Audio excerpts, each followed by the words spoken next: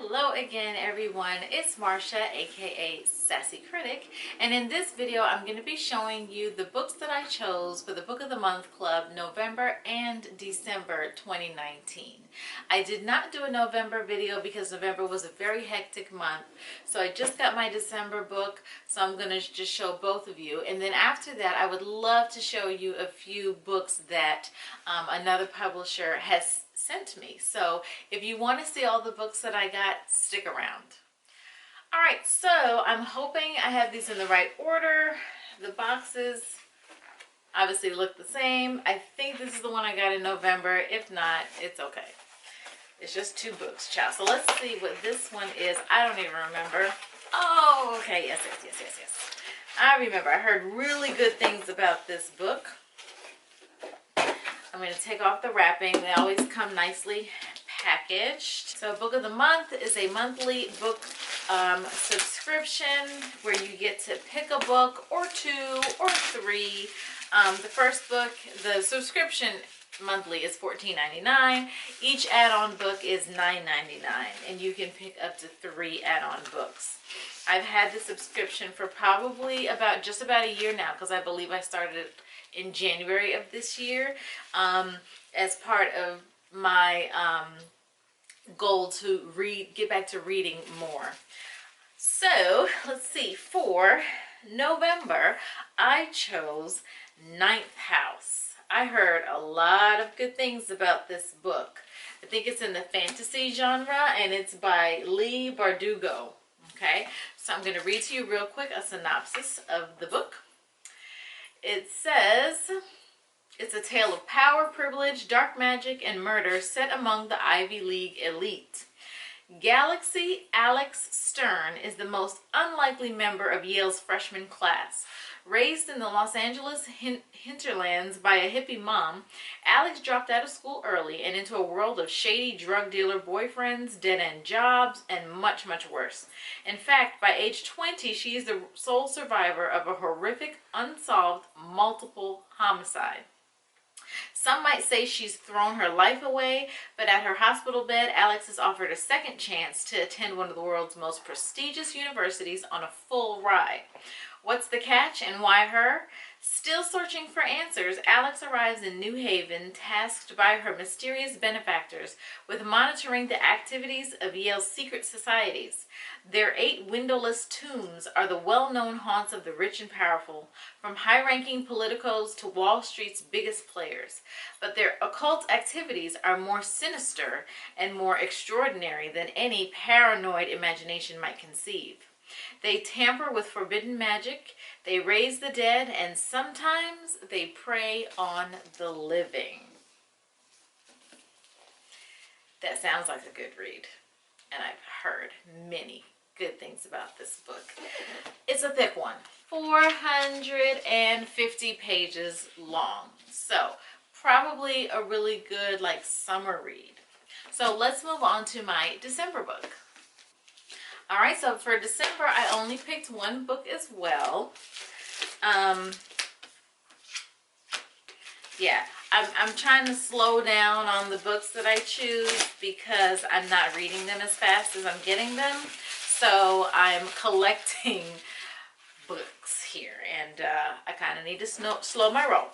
Anyway, it came with a card that said the perfect gift for everyone on your list. So Book of the Month Club does allow you to gift a subscription to somebody, or at least gift a month or something like that to somebody else. So, and you can get a free add-on for yourself if you give somebody a gift card for 6 or 12-month subscription. As always, each book comes with a bookmark. Now, lately, they've all been saying to be continued. This time it says pick up where you left off. All right, so the book that I chose for December is called The Wives by Taryn Fisher. This was one of the 5 books. I don't remember what this was about, so let's just go into the synopsis. Imagine that your husband has 2 other wives. Oh, Yeah, okay.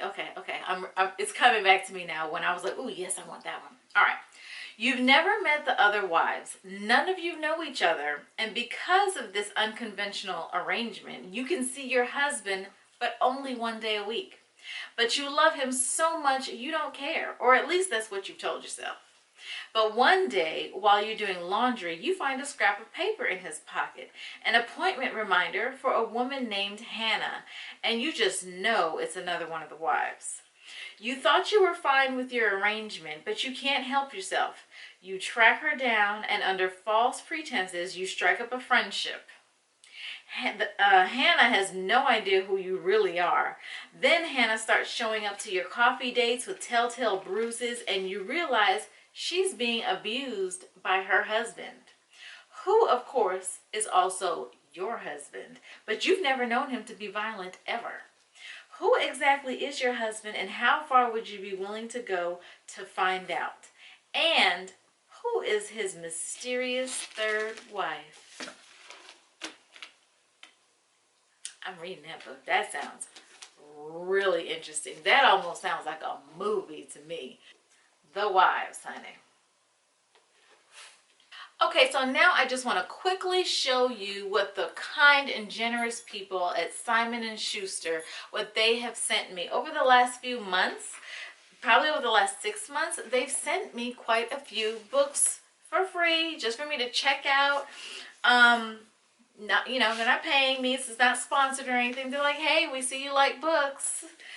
We'd like to send you a few. So the first one they sent me, I really like this book. It's called My Pocket Chakra Healing. Now, none of these books are like novels or anything like that. These are all like self-help type of books, okay? So this one is My Pocket Chakra Healing, Anytime Exercises to Unblock Balance and Strengthen Your Chakras. If you're into chakras like me, you know some information about chakras, then you'll understand. This book it tells you all about the different chakras, what they're responsible for, and exercises to help balance your chakras. Because if you're familiar with it, you know that your chakras can be out of balance sometimes, and it can manifest in different ways in your life. So there are ways to kind of bring things back into balance so that you don't have those difficulties. It also has yoga poses for different for balancing your chakras. It has balancing chakras with meditation. It's a really nice little book, and I like that it has this little elastic here to keep it closed. Another book they sent me is called JOMO. You've heard of FOMO, fear of missing out? Well, this is the joy of missing out. It says 350 plus ways to make staying in more fun than going out.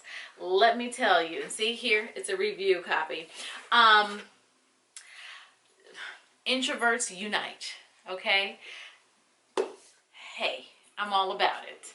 I like to stay in. I like to go out sometimes too. I really do. I enjoy being social, but I like to stay in more.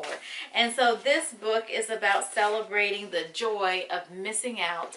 And it's not, I wouldn't say it's just for introverts. I would say it's for also people who just kind of want to slow things down and not be so busy, not always feeling like you have to be here, there, and everywhere. Sometimes it's good to just chill, stay at home, enjoy your own company, and find other things to do that will bring you joy. So this says, let me just tell you real quick what this says.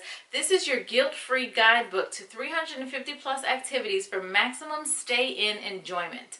Whether you're by yourself or with a partner or a group of friends, you can always relax and do what you want to do. No uncomfortable clothes or crowded bar required.